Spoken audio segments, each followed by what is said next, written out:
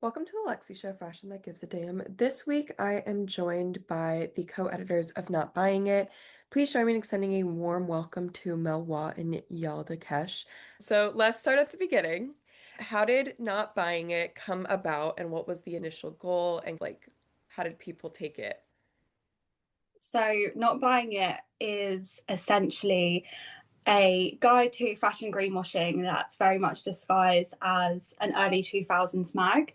The kind of goal of it really is to engage more Huns into the fashion justice community. We know there are people out there that really care, but for whatever reason, maybe they're disengaged, they're really paralyzed by perfectionism, they don't really know where to begin, which are all really valid feelings I remember feeling at the start of my sustainable fashion journey.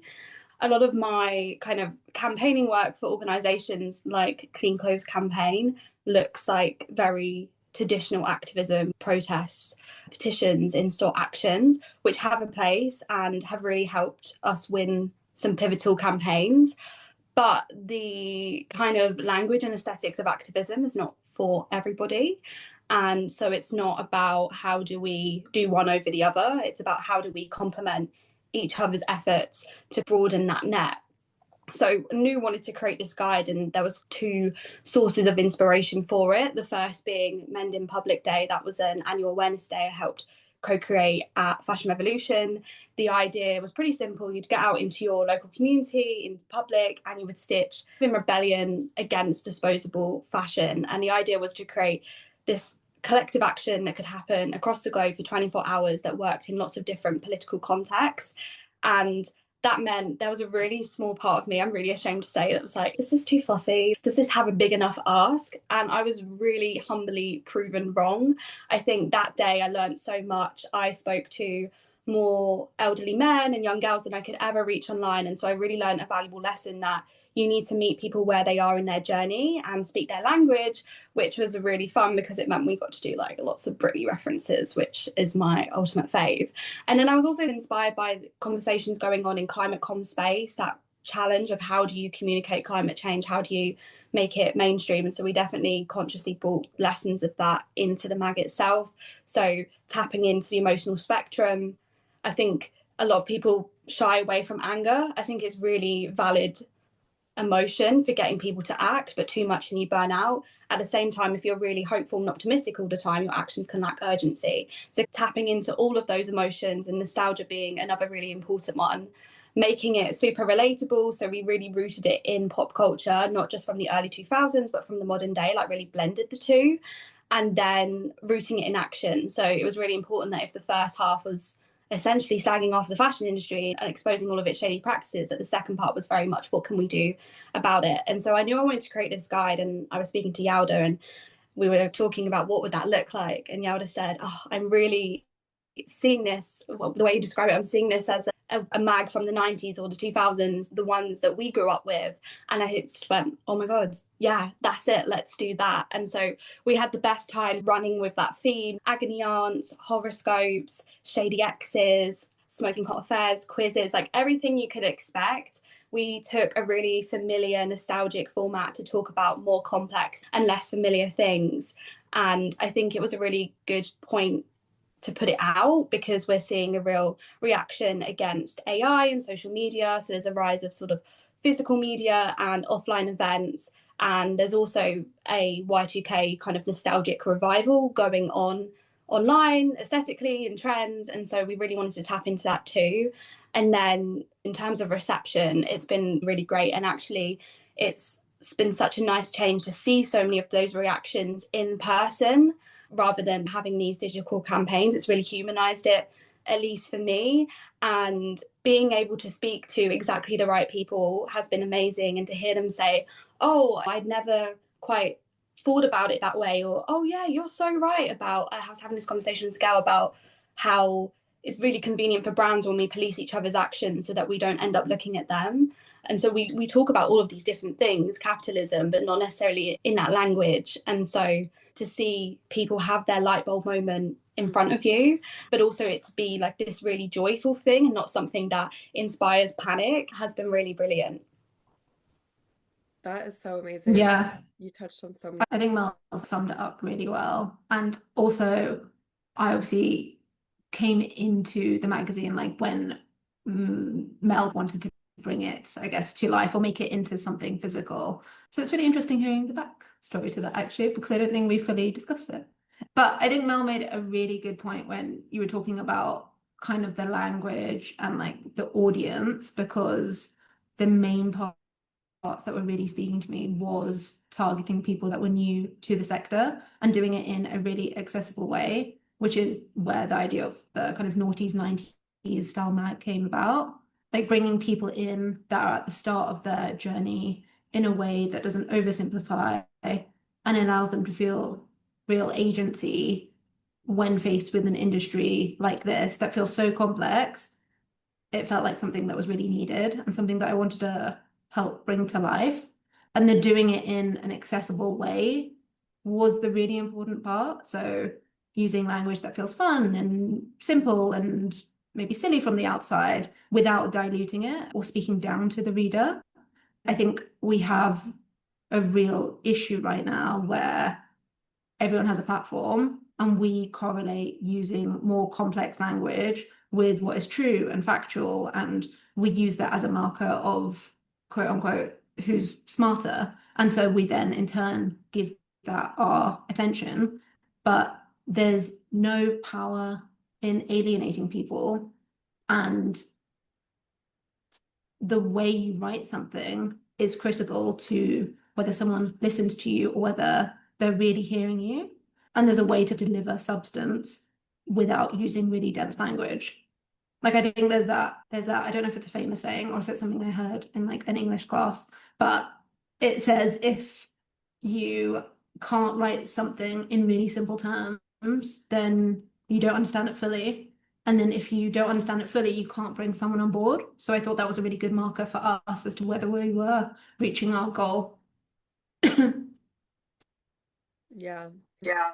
I mean, You both touched on you both so touched on many some. important things where the whole meeting people where they're at. I really think too, like what you were saying about essentially not dumbing it down, but just making it really easy to understand. It's like, I'm in this field. I'm someone who's already in this field who reads the articles every single day. And like sometimes when we use those really big scientific terms, I'm like, I don't know what I'm reading. And this is something that I know about. So how is this going to bring someone else that is not involved in this into it? How are they going to learn about this when me, as someone who researches this every single day, is not understanding what I'm picking up?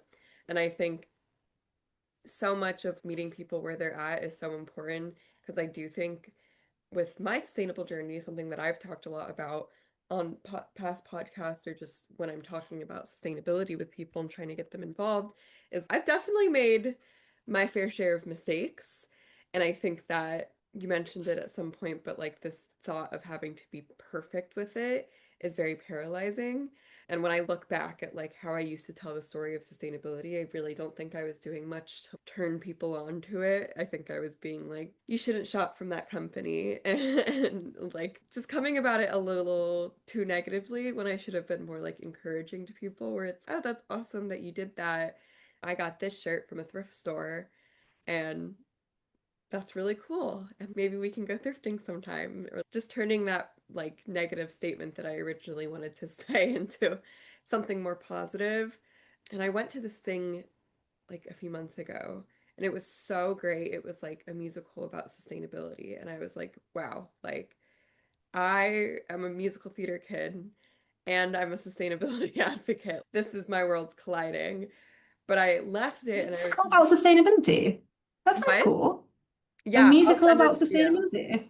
Did that land? It's called it. So that was what I was like. I left and I brought my boyfriend, and we were both like, that was really cool. I will say the only thing though is that this was very obviously for people that are already in the space. I don't think it would have appealed to people that like are haters. What was it called? It was so great. I was really obsessed with it because I was like, sustainability, music, like this is my best life ever. Couldn't have gone to something more me if I tried. But I left and I was like, we need to find a way of keeping this message, But I mean, like movies, so many movies that are out nowadays, like really do that. Where I know Avatar is an example where a lot of the like underlying messaging, especially with the last one, The Way of Water, was like talking about caring for our animals and like caring for water and our oceans and things like that. And so it's like finding a way of keeping that story while like subconsciously getting in everyone's head about sustainability, where the musical was a little bit more. It's called Dear Everything. I have to Dear look it up. Musical. Yeah, you should, because I loved it. As someone already in the space, I was like, I left it. I was like, I want to sing about the planet. That was so fun. But yeah, I think that what you guys are doing and so many things that the points you pointed out are just so important, where it's like finding a way of meeting people where they're at and explaining it in a fun way that's, oh, but also, did you know that this is sustainable? It's like subconsciously getting that messaging across. So, what inspired the name Not Buying It? Was it about strictly sustainability or media skepticism or a little bit of both? Well, I think, as we've been saying, the framing is really important. And so we considered the magazine cover as the shop window. And so we were really careful to not use super obvious on the nose language, but thematically allude to what the magazine is going to be about. And so not buying it was a really conscious choice to tap into some of the de-influencing and underconsumption core zeitgeist that we've been seeing, particularly this year, but to broaden that definition to not just things we're not physically buying, the labubus that we don't add to our basket, but also the bigger ideas and the myths that we refuse to buy into, things like greenwashing, the media glazing brands, individualism, neoliberalism, waste colonialism. We get into all of that. And we've touched on it a lot, but it's about we're not diluting the message or leaving parts out. We're just simply changing how we package that up. And it definitely is a little bit about, it's very much saying to brands and to the media that we're not buying it, we're not falling for the things you say you're doing and you're not, we're not falling for the ways you're trying to appear independent editorially. We're not buying into so many things, and it's exciting that people are starting to, we've got these whole wave of de-influencers of people just starting to see power there, and are like, okay, but now let's go one step further. What if we also didn't buy into all of these things? Or what did all of these things have in common? Like the root cause around racial capitalism. Okay, once you start tugging at the thread. And so I think that's a really great way of starting with something that speaks to different people and might mean different things. It can be read in lots of different ways. And then being able to explore all of those nuances. And I liked what you said about kind of the guilt and you making mistakes. I think something that we definitely did in the mag is I used to think this way, but now I think this way. And we have a whole page called I fell for greenwashing and all I got was this blank. And it's different stories of us and the team that was involved, but also we have a fashion influence, a sustainable fashion influencer. We have Claire Press, the first Australia's first ever sustainability editor. So very much different points of views that and roles we play in the industry. But the kind of thing is that we've all made mistakes. We've all fallen for an element of fashion that we thought was good, only to realize it quickly wasn't. And so we really want to make space that we've bought into the things before, but now we're a little bit further down the journey. We're choosing not to buy them, and we want to encourage other people to join us in on that too. Yeah, yeah, I think what you said at the end, Mel, especially like showing people and acknowledging the fact that there are different stages to this journey. I think from the outside, you probably just see, oh, everyone's suddenly being super sustainable or whatever, however they view that word. And you don't really see all the different stages that it takes to get there, or the different nuances or the different ways people view what that term mean. And so I think that page was especially important for us. I also think the name is, yeah, it's like a call to action, like you said about neoliberalism. And yeah, I think that like fixation on self, like the idea that developing a moral position on something in your head is the same thing as taking real action. And I think that speaks to individuals, but it also speaks to brands and companies and the way they engage in greenwashing tactics and displaying what would be deemed as something moral on their website when it doesn't change the material circumstances isn't good enough. And we know that reshaping cultures of violence like those that are in the fashion industry requires brands to do something different. And when they don't, it's up to us to interrupt and tell them that we're not buying it in many ways that we point out in the magazine. Yeah, I love that. I think it's a really clever name, in my opinion. I'm just like, I think that it makes, we're not buying it, we're not purchasing, we're not purchasing from companies that are bad, but we're not buying it, we're not believing it. And I think that we've talked about greenwashing a good amount, but I think that you guys talk a bit about the BS we refuse to buy into. And so what are some of the biggest like fashion myths or marketing tactics similar to greenwashing? And maybe explain what greenwashing is if someone maybe listening isn't aware, but marketing tactics that you think that people are still falling for. I think greenwashing, basically, in the most simple term, is a company making themselves sound better, more environmental, more socially aware than they actually are as a ploy to make you engage with their brand and buy from them. And I think there is so many out there.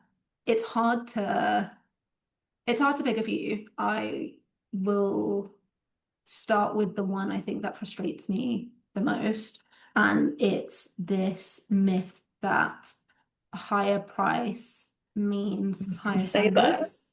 Wait. Yeah. It's Both the of us most like nodding, like, frustrating. yeah. Because you see it so often, and I also think it's one of the ones that kind of got me for the longest. So I feel like extra rage towards that. But this lie that luxury brands have been able to build of separating themselves from fast fashion and from continuously using fast fashion as a scapegoat to hide the harmful practices that they share. And this has brought about this myth that, yeah, a higher price tag automatically means that they have better standards. And as a blanket statement, that just isn't true.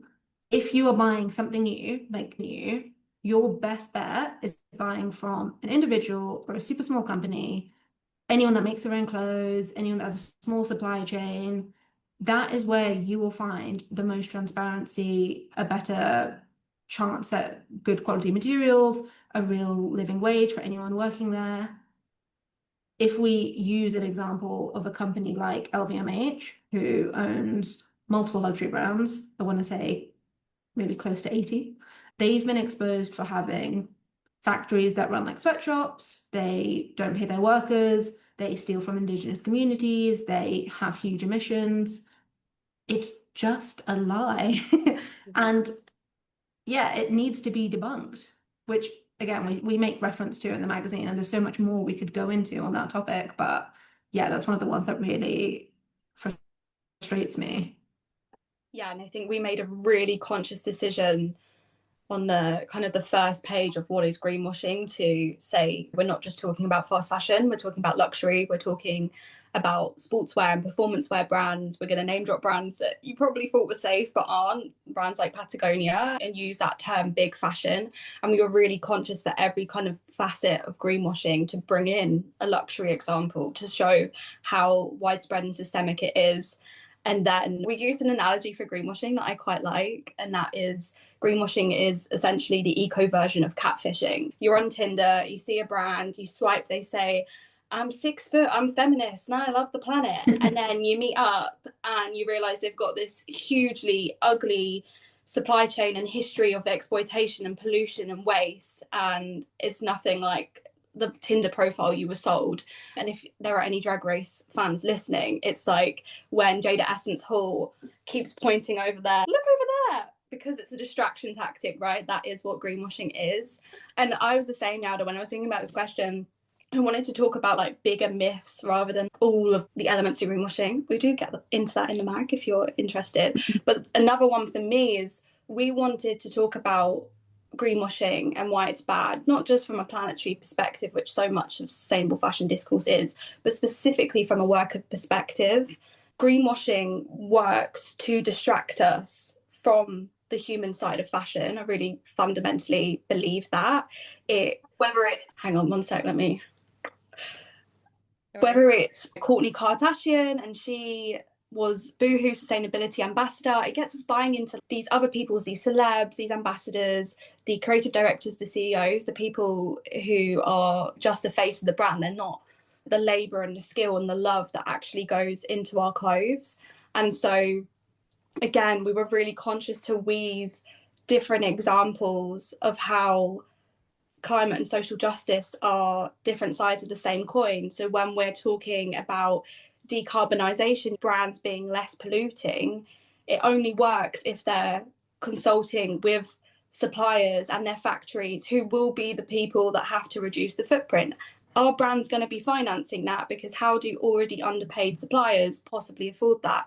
When we're talking about circularity, if we really are going to move to a model of degrowth, how do we make sure we don't leave workers behind and they're reskilled and they're brought along for that journey? And I think there's this really big myth that sustainability is just environmental, but also it's just this like distant future doomsday threat, when for millions of workers it is the present day reality. And so we talk about when we're advocating for living wages, that doesn't just lift workers out of poverty, enable them to afford healthcare and childcare and nutritious food and housing, like all of the basic necessities we take for granted. It also affords them better climate resilience and protections. In the same way, if brands paid living wages, they would have to absorb the true cost of labour, which would incentivize them to slow down. And that's an example of how something that is a social justice win is also very much an environmental win.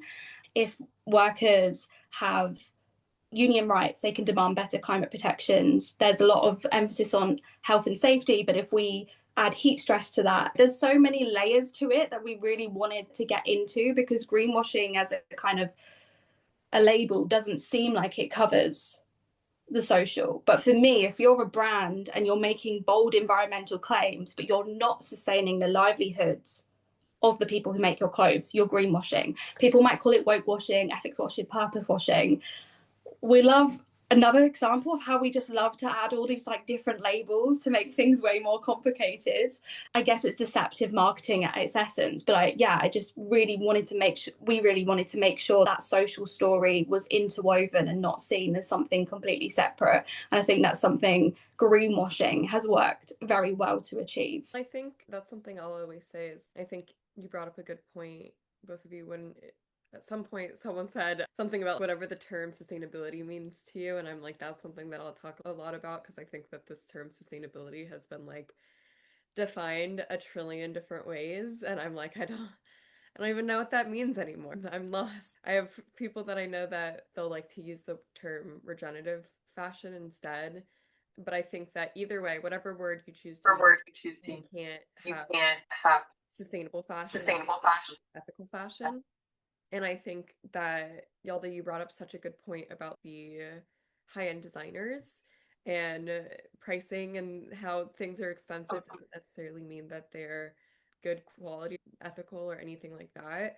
I know I worked in Florence, Italy for 3 months, and I worked in the area. They have a whole bunch of factories and stuff called Scandici. And a lot of the factories I got the chance to go, I was working for like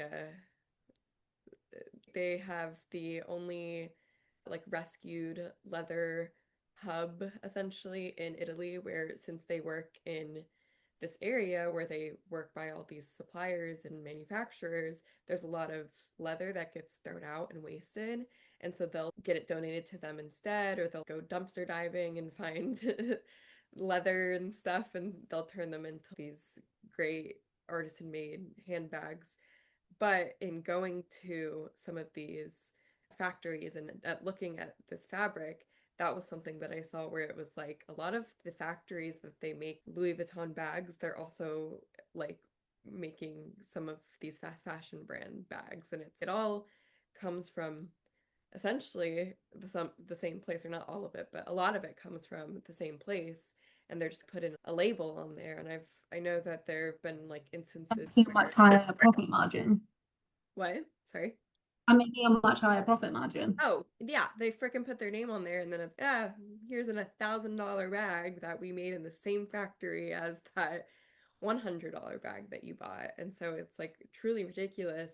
And I know that there have been circumstances where brands that are supposed to be higher end will end up getting like a Shein tag or something on their stuff, or where Shein stuff will end up having syringes and stuff in their packages. And I'm like, this is ridiculous, but that's literally proof right there that it's like happening in the same factory. What more do you need to see that it's like you're falling for this marketing and this? I remember that was always something that I went to school for marketing, and I remember they were saying that there's some stat that I can never remember stats. I'm not very good with numbers, but something about like technically I think Androids or whatever are the better phone, but Apple has like completely taken over the industry so that like we all are just believing this kind of like marketing that Apple's the better phone. So I really think it's like there's so much marketing, there's so much greenwashing. One of the greenwashing that always pisses me off is I'll watch TV and it'll be a commercial for a sustainable razor. This is like a very specific example, but it'll be like a sustainable razor where the razor is made from like recycled plastics or whatever, or I don't know, something sustainable, so supposedly. And then at the very end, it'll show the razor in like full plastic packaging. And I'm like, what was the point? Wow, you made the razor somewhat maybe slightly sustainable, but the whole packaging it comes in is all plastic. What do you mean? Also, sometimes you'll then see the percentage and it'll be like 1% is recycled Yeah. plastic or something like that. Yeah, it's a complete con. And also we talk about it in the magazine, but we have a kind of spread around certifications because that is another like very simple marketing or visually simple marketing tactic that brands use. And when you talked about like, what does the term sustainable mean or how can we define that? Like we use the example of the fashion brand Princess Polly, which very recently got B Corp certification. And that is an ultra fast fashion brand. And that model, like the model and the business model itself cannot be sustainable. And so what we then do on that page is we talk about different certifications, but then we also highlight the fact that it's important to remember that certification bodies are there to expand their membership, to expand their revenue. And like I've seen items that are £3 on Princess Polly. It's just a clear example of a marketing tactic that's used to greenwash. Yeah, I did a whole video and a whole blog post on Princess Polly, and the one of the first brands that ever got B Corp certified left the certification because they were like, it's become way too lenient. I know that B Corp said something about redefining their process, I think in like 2026. So we'll see what happens. But yeah, that was like the biggest red flag to me. I was like, certifications, I'll tell people when, if you're at a store and you want to check or like you're just starting to get into sustainability, I'm like, certifications are something that you can maybe look at to make the research process a little easier. Okotex is one that I've met with them before and spoken with them, and like they will make sure, I think it's that the fabric in the product has been cleared of this list that they have of how many chemicals and things like that and dyes and whatever. And I'm like, it's definitely a good like first step. If you're getting into sustainability and you don't know where to start and you see something that says like Okotex, it's okay, you have your foot in the door. Yes. But just because the certification is there doesn't mean like it's sustainable, it's ethical, all the research is done. It's like, okay, we see that. Now what research can we do to like deepen our understanding of this product, of this brand, to make sure we're not just falling for the greenwashing. Yeah, we make the same point, but for brands, that certifications are their first step. It's not an end goal. And we don't completely write off certifications completely. Like, we talk about the fact that there are a lot of high scoring, really brilliant brands on B Corp, and that they have been tightening up some of their certification criteria. So it feels a bit insane to say this, but now if you have a vested interest in weapons and fossil fuels, you can't be certified. I don't know why that wasn't standard. And brands you have to recertify every 3 years. But it's about kind of anything. These are very, we have to take a holistic approach to brands, and there's no certification that can capture every single thing that they do. And so sometimes it can be a good indication, but we don't treat it as the be all and end all. Exactly. Yeah, completely. You mentioned earlier the beloved labubus that are around nowadays. And I think that we're seeing so much of this push of these random things that are trending. And then on top of that, we're seeing a lot of like dupe culture on TikTok and social media, which is the obsession with cheap lookalikes. So how does that kind of play into overconsumption? I will preface this answer by saying I downloaded TikTok this year. I don't know if that's relevant or if that's just showing my age, but but for me, I think there's two parts to this. So I think one is about individuals, and I think one about corporations. And I think when we talk about any type of consumerism, we are by extension talking about social media and our relationship to the digital world. And we were talking about luxury fashion just there. And we know that Gen Z in particular, despite their huge spending power, are the generation that luxury fashion hasn't been able to tap into because that generation doesn't see value in it. And I'm not defending luxury fashion. I just think it gives a really good insight into how dupe culture has arisen from this change in what value is defined as. So before it might have been a label, and now it's what does it look like for a video or a trend? How am I able to be part of this culture and movement? And how does this item allow me to be part of this wider online world right now? And then that becomes so much more important than who's made the item, how was it made, where it's going to end up. The speed of expecting to buy the item, the never-ending trend cycle, and the expectation for instant gratification are all part of overconsumption. The second part is that the dupe industry is built off stealing designs. So corporations are creating this environment where they're duping these items and directly feeding into devaluing small businesses and independent designers. And then the irony is that these brands rip off the designs and they actively play into the downfall of small businesses. And then these designs are no longer there to be created. Like it doesn't make any sense. These are the designs that people want to buy, and then these brands are completely wiping them out. I've also seen this being said a few times online, but I think it's really important that there is a difference between an alternative and a dupe. And if we are looking for something in our price bracket that is a similar style, that will exist in a variety of secondhand spaces. Yeah, I completely agree. I think defenses of dupe culture read like defenses of fast fashion, this idea that it's democratizing, but it then very quickly becomes a slippery slope into entitlement and the right to overconsume.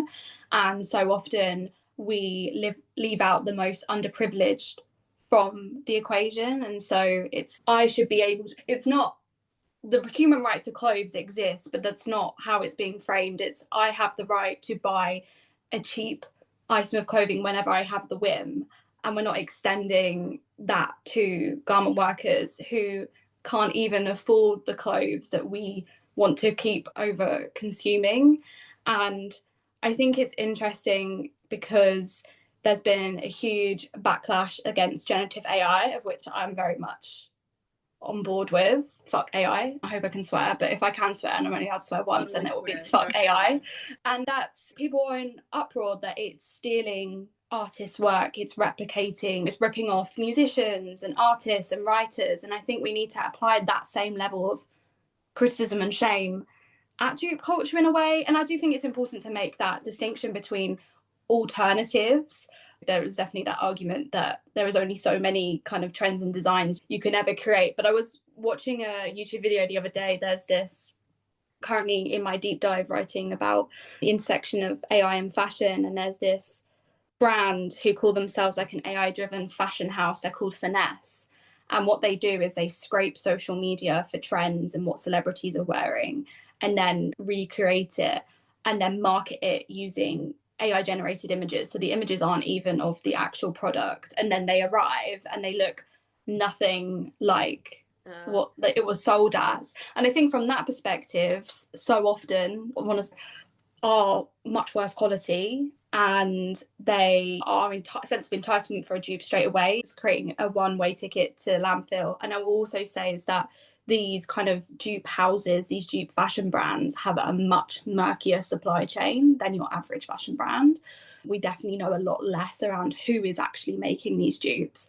And I think in that instance, it makes it a perfect environment for exploitation.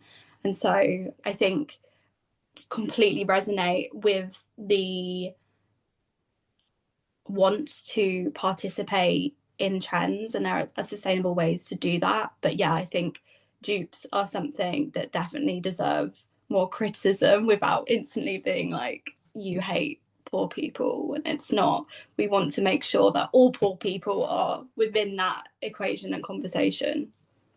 Yeah. I think just bringing up so many great points. It's like back in the day, for me, back in the day, I'm like 22 years old. I'm like, back in the day. But for me, and how I've always done my life and spending, is if I wanted something, I would save up and I would work all year round, and like I would have my little, God, what is it called? Like a little piggy bank. And I would save and I would like work at my lifeguarding job and babysit and get paid to do whatever I could get paid to do to save up for something that I really wanted. And I think, Yelda, you brought up a great point of Gen Z.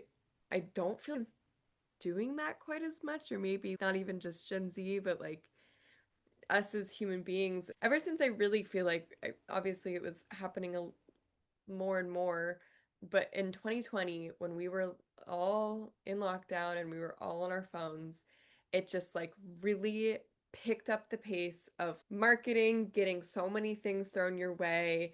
And then now we have TikTok Shop and all of these apps that we can just. I was just having this conversation with my brother because he was like, I think there's like this epidemic of like loneliness where like ever since the pandemic, there's been so many easy ways. There's been so many creations of like easy ways to just do things from your phone and not have to leave your house. And it's crazy that like your, I don't know, burrito can get a very nice drive with a driver to just be delivered to your house. And like it's crazy that we're able to just like very easily do these things and have them delivered to your house in a second for like super cheaply too.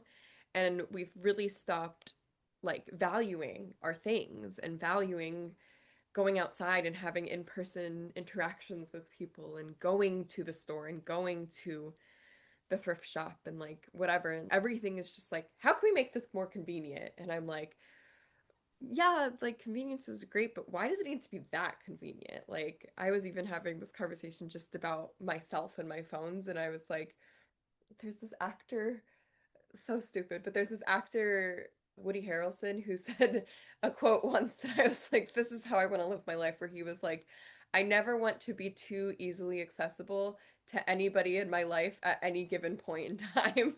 And I was like, that's kind of how I feel like with our phones nowadays, we're just like expected to constantly be responding back, and we need to always be texting people. And I was like, if I'm always texting people, I'm never going to be off of my phone. I'm literally going to be constantly having, if I'm expected to respond immediately, then they're expected to respond immediately. And then we're going to be having no face-to-face time. I'm going to see this person tomorrow in person, and we're going to have nothing to speak about.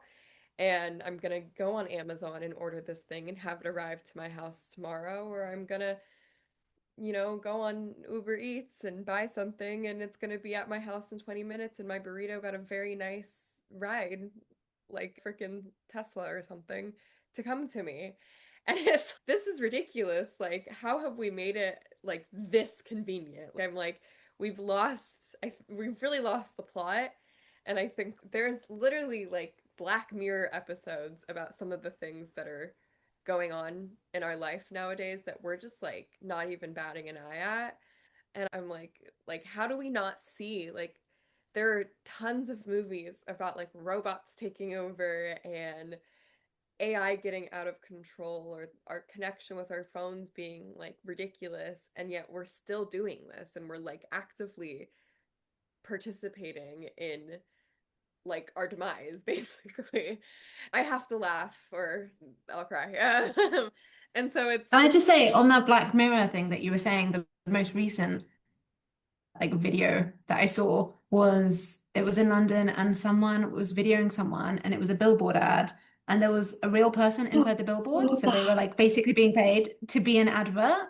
And that was like you just can't write it anymore. Like I think that's why Black Mirror also isn't even that like interesting or shocking anymore, because we are just living every single thing that the writers can think of. Though that one was wild. yeah, Yeah, that was, yeah. And I'm like also he was scared. like not supposed to interact with the public either. He was just supposed to go on with his life. Like he's like on this lounger reading a book. Can I also say one more thing that just came to me? You know why I also don't like dupes? The word. We've been talking so much about how language is important. I think about secondhand. Secondhand for me is still associated with that very stigmatized version of hand-me-down clothing and charity shops. And it has honestly given me whiplash in mostly a positive way to see like how popularized like thrifting, which is we use that in the UK, which is such a strange, it's like a American export because we don't really have thrift shops. We have charity shops. And so that's now been repackaged as pre-loved, which I don't hate as a term because I love the idea of it carrying stories, but it's been interesting that it's required that. Why are we saying dupes, which first of all is like a cute little abbreviation? Is abbreviation the word? A short and then of duplicate. Whatever happened to counterfeit or rip-off or knockoff? Because if we called things that, it's a small point, but just think about dupe. Oh, cute dupe. And how that is like helping normalize and glamorize the culture. No, it completely is. Yeah, completely. You've turned literally the term duplicate into a cute little, oh, shop the dupes, so cute, Just like girly things. some cheap duplicate. And it's like, oh, you found a cheaper duplicate and that was ripped from the, if we're gonna make everything a cute word, let's just keep those good vibes going. And it's so true. And a lot of us are falling for it. That's so much of what we're seeing nowadays. And it's like, let's go back. I've said this so many times, but it's great that we live in 2025, almost 2026. Oh God, that's crazy. It's amazing that we like have so many great technologies and that there's things that can make sustainable fashion like more accessible, and it's great. But a lot of sustainability is just going back to the basics and like going back to the way that we used to do things, and appreciating artisan made things and handcrafted and things that are, yes, maybe more expensive because everyone on that supply chain has been paid correctly and it's made from good fabrics it took time to make it, so when you wash it or whatever, it's not gonna literally disintegrate after one wash and then release a trillion microplastics into our ocean.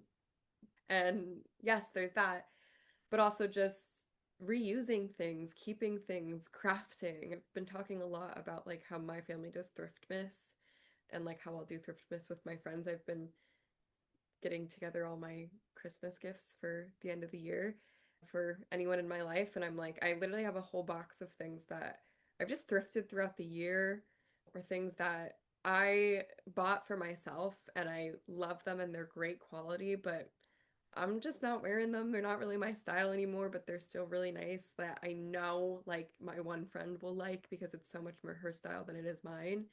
And it's these are all sustainable things, or literally just like taking your freaking shoes to a shoe repair place. Or I have a whole bag of clothes, and that was something that I asked for this year with my parents. I was like, they're like, Lexi, what do you want? And I was like, honestly, there's two things that I want, two big things that I want that I've been looking at all year. And I'm like, I those are the two things that I want. And then other than that, just give me some budget to take this like bag of things that I want that I have to the tailor because they're great pieces, but I'm just not wearing them because they have a hole in them or I want them to be low-waisted or they're just a little too big or a little too small. And so it's like we used to take these things. We used to like care about our clothes.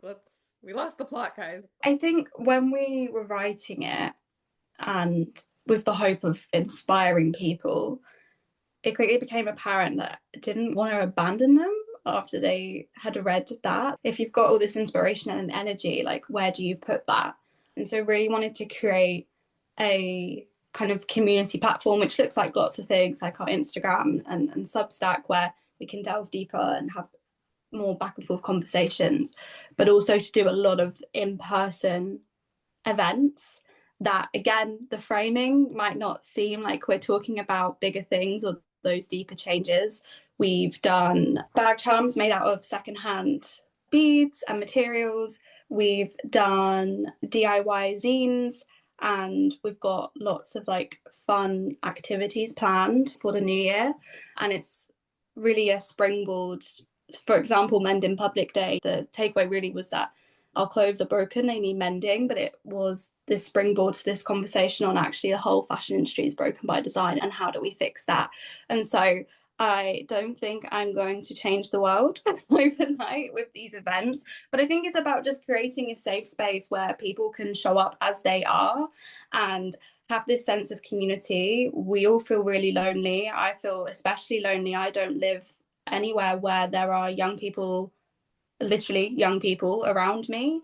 And so wanted to create a space where you can come as you are, and it's that kind of the joyfulness and the connections that help you cringe but step into your power and see how you can make a difference. And I think got to do the work first of all of creating that safe space for people to join, and we're still sharing actions and how they can support campaigns and longer term collaborating with NGOs and translating their messages to this audience.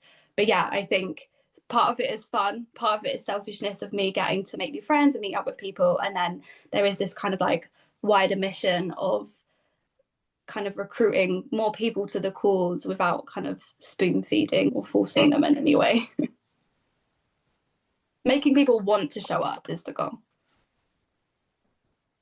Yeah, I think Mel's doing these events, but I think like what she's saying right now really ties into what we were just talking about the pace of everything being permanently online and being completely accessible to everyone. Like in the current climate of having more and being able to access everything, I think it seems like we all feel a huge sense of loss, and the simplicity and a sense of wonder, I think we can call it, like when we look back, lives in community and the very nature of the events that Mel's running, like these sorts of meetups, and also grassroots campaign spaces in general, is built out of community.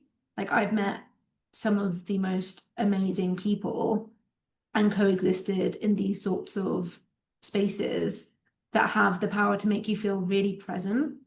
And like spending less time online helps us slow down, and slowing down helps us to consume consciously. So it's all just deeply interlinked. So I do think you're changing the world. I agree. Thank you. Trying. I think that's so much of, again, like the sustainability space is like this climate anxiety we're all feeling.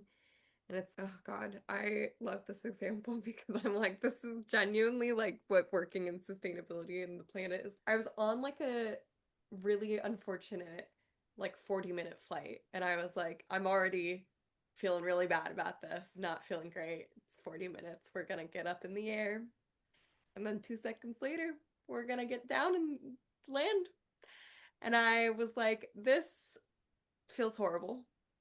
And then on top of that, so I had my headphones in my carry-on. My carry-on ended up not fitting underneath like the chair or whatever. So I ended up putting it overhead. And I was like, oh, I could go get my headphones, but it's like literally a 40-minute flight. I might as well just sit here and I don't know, try to take a nap or something. And I ended up sitting there and they, in this 40-minute flight, they start handing out these water bottles. And it literally sent me into a spiral because I was like, I'm on a 40-minute flight. I don't even know how many people an airplane fits, but a lot of people on this flight. And then they're handing out water bottles. And I was like, oh God, there are so many flights throughout every single day across the entire world. And in every single one of them, they're handing out water bottles or like plastic cups. And I was like, God, like, what is it that I'm doing? Like, how am I supposed to, what can I do? Like, it literally sent me into a spiral. And I got off the flight, and all my friends, we were all seated in different places on the flight. And I was telling them about my spiral, and they were like, Lexi, I was like listening to music. Like, how did you have a full blown, like, I need to change the world. I need to get in contact with every airline to ever exist to make sure they're not doing plastic water bottles. Like, you really got motivated by that 40-minute flight when all I did was sleep. And I was like, yeah, this is what working in the environment is. And I was like, that was like such a prime example to me of like climate anxiety, where I was like, I left that flight and I was like, I literally don't know what I'm doing, or if that anything I'm doing is having any impact. But then I'll go to events like a beach cleanup. There's this amazing organization here in Los Angeles called Heal the Bay, and they like work on cleaning our beaches. And after the fires that happened here in California at the beginning of the year, they really did a lot of research and a lot of like action on getting our beaches cleaned again, getting our oceans clean again. And they'll have beach cleanups. And that's something that I'm like, a lot of people question beach cleanups. What's really the impact? You're picking up some plastic on a beach, that's huge. And I'm like, okay, for me, like I leave beach cleanup and I feel like I can change the world. Like I feel motivated, or I leave that musical about the planet and I feel like I can change the world. And it clears away a little bit of my climate anxiety. It gets me directly involved and out in nature and touching grass and whatever. And it gets me surrounded by people who are also interested in this, so that it makes me feel a little less alone. And I'm like, and it keeps me motivated to keep going. And then Heal the Bay is amazing, and they'll use the research and the stats for like how many plastic pieces were picked up, and they'll take it to legislation. And it's directly changed a lot of things actually in Los Angeles, so it makes me feel a lot better about beach cleanups. But like truly going to these like in-person things for sustainability makes me feel so empowered and makes me feel like I can keep going.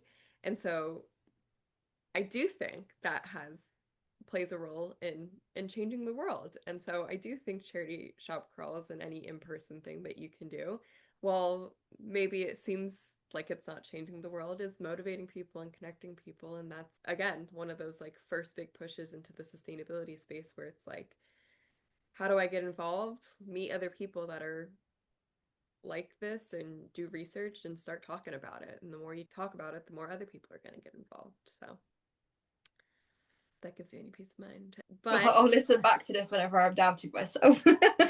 yes, there you go. So I always like to end my podcast on what are some top tips for someone you would give to someone who's just starting their journey to a more sustainable lifestyle. For me, it would be to shed the label that you're a consumer. I think we talk about this a lot in the mag. I think it can be like super reductive, both to you, the individual, and your sense of self, but also to your power and your capacity for change.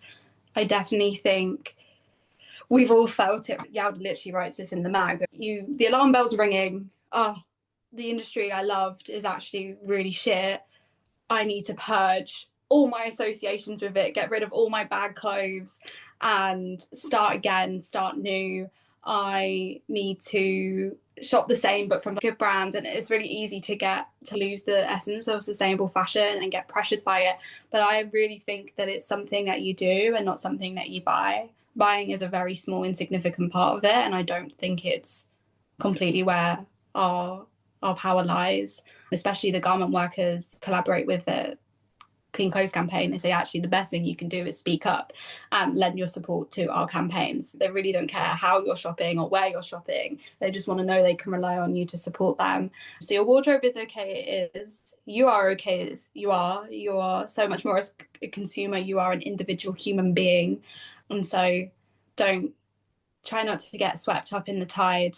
Meet up with your local slow fashion group, find your people, and small steps matter, so take one at a time. Oh, yeah. Yeah, I echo like everything Mel just said. I think she put it really nicely. I think there's this tendency, or I often hear a lot of binary thinking of if I buy this or if I do this, then I'm sustainable. If I do X, Y, Z, then I'm not. And I think that is the trap of this industry. Like you can gain so much power. You can gain so much by remembering your power and also by giving yourself grace. Like there is so much power remembering how you spend your money is who you're choosing to support. There is so much power in remembering that nothing is cheaper than not buying anything, just using whatever you already have.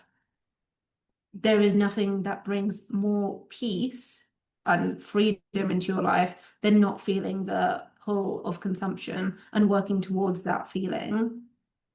At the same time, give yourself grace because you are mentally up against millions, billions of pounds of marketing budgets to keep you engaged, to hide the truth and influence your spending habits, etc., etc. I'll say this again, spend less time on digital spaces and fall into community. Like I really think that is at the heart of it. Completely. Thank you both so much. This has been a great conversation. And for anyone listening, where can they find you on social media or get involved? So you can find the mag itself. If you're based in the UK, we have physical copies. Otherwise, we've got a completely free digital version. So if you go to not buying it.co.uk, you'll find our Substack and our mag there. And we also have an Instagram account, not buying it mag. And then you can also find me in underscore Melwatt on Instagram. Yowda. And you can find me at Yaldakesh on Instagram. I write for a magazine. I co-write scripts, and you can find all my writing through there. Amazing. While you're at it, you can follow me on my socials. My Instagram, TikTok, and YouTube are all my name at Lexi Silverstein. That's Lexy, silver like the color, STIN. And remember to live a good life and look fucking good doing it.